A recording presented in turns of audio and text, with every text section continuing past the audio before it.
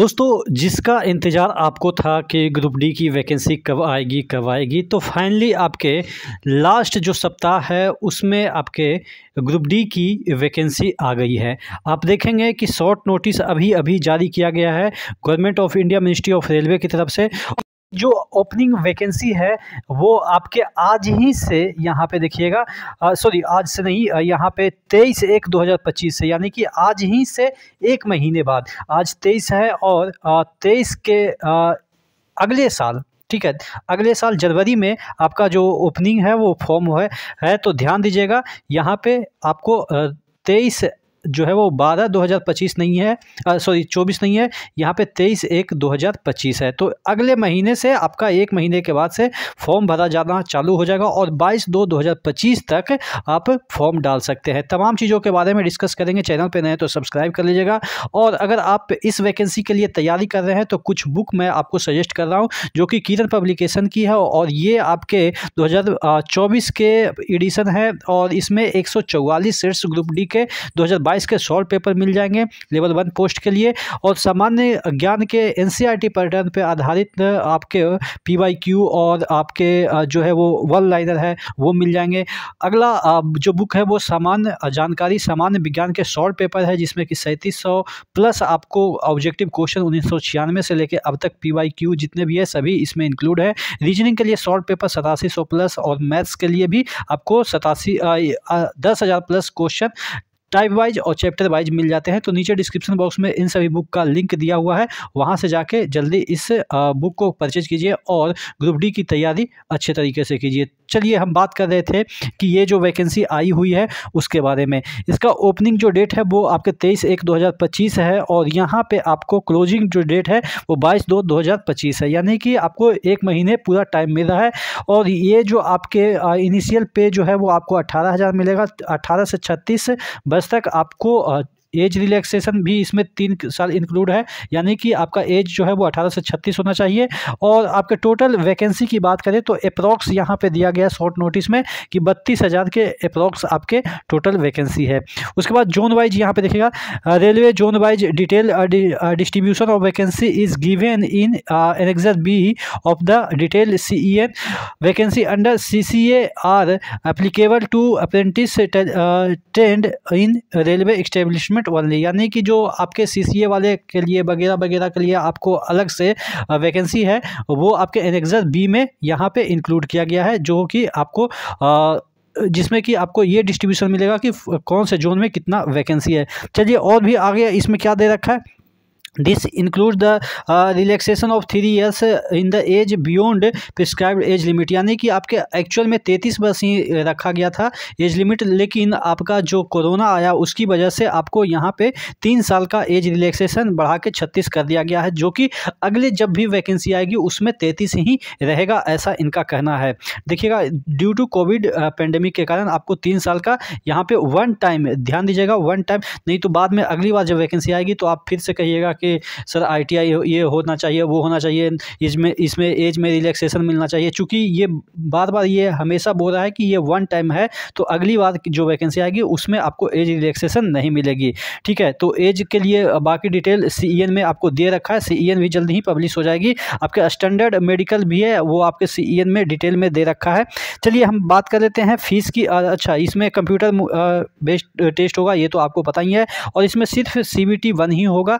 आपको पिछली बार जब आया था तो उसमें मॉडिफाई करके CBT 2 भी किया गया था, बाद में इसको हटा दिया गया, चूँकि आप लोगों ने प्रदर्शन किया उसके बाद इसको हटाया गया CBT 2 को।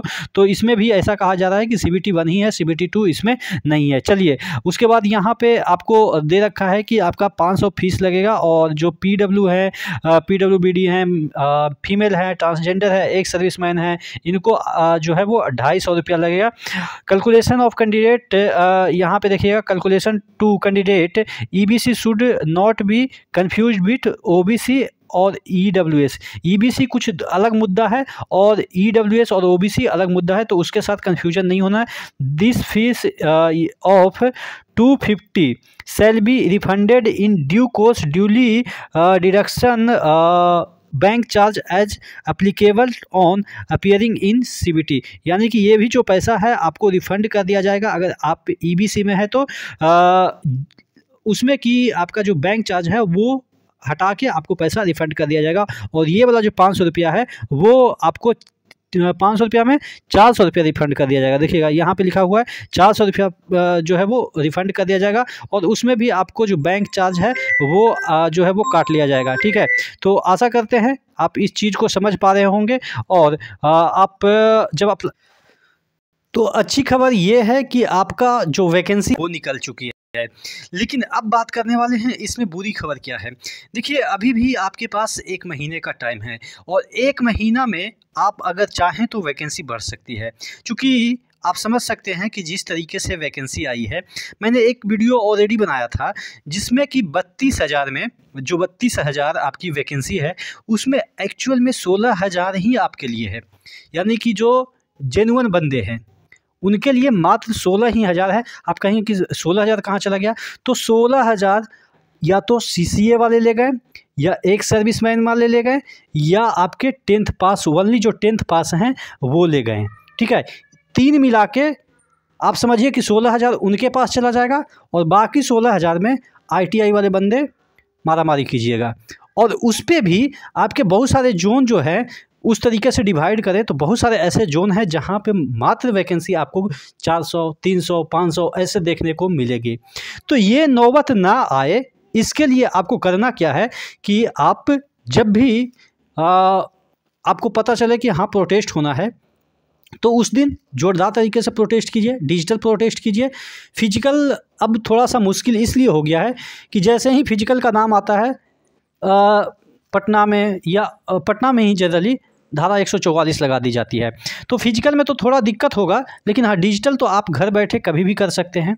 और उसके लिए डेट निर्धारित आप कीजिए, फुल सपोर्ट रहेगा। और भी टीचर्स को कहिए कि आप डेट निर्धारित कीजिए और एक डिजिटल प्रोटेस्ट रखा जाए, जिससे कि जो बच्चे तकरीबन, देखिए मैं मानता हूँ कि 5 से 6 साल से वैकेंसी ग्रुप डी की नहीं आई है, और उसमें भी अगर मात्र 32,000 आती है, और 32,000 में भी आप समझ सकते हैं कि 20% CCA वाले को दिया जा रहा है। मैं उनके विरुद्ध नहीं बोल रहा हूँ, लेकिन हम एक्चुअल धरातल की बात कर रहे हैं कि एक्चुअल में कितनी वैकेंसी आपके साथ है। 20% उधर चला गया, 20% CCA वाले के पास चला गया, 20% आपके एक सर्विसमैन के पास चला गया।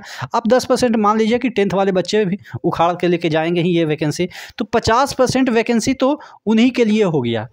हालांकि आप लोग भी एलिजिबल हैं उसके लिए, लेकिन टैलेंट के आगे क्या चलेगा। ठीक है, 10th वाले बच्चे 90 लाएंगे, 89 लाएंगे, आप क्या टिक पाइएगा? मैं मानता हूँ कि बहुत सारे लोग टिक भी पाएंगे, लेकिन हक तो मारा जाएगा ना भाई। तो यही समझा रहा हूँ कि थोड़ा आप भी जागरूक होइए, और आशा करते हैं कि जल्द ही कोई प्रोटेस्ट होगा, और हम वेट कर रहे हैं आप ही लोग के रिस्पांस का कि कब आप लोग डिसाइड करते हैं। तो मैं आपके लिए बहुत सारे भर के वीडियो बनाऊंगा प्रोटेस्ट के लिए। आशा करते हैं जल्द ही इस वैकेंसी को इंक्रीजमेंट देखने के लिए कुछ ना कुछ प्रोटेस्ट होगा। नेक्स्ट वीडियो मिलते हैं, तब तक के लिए जय हिंद।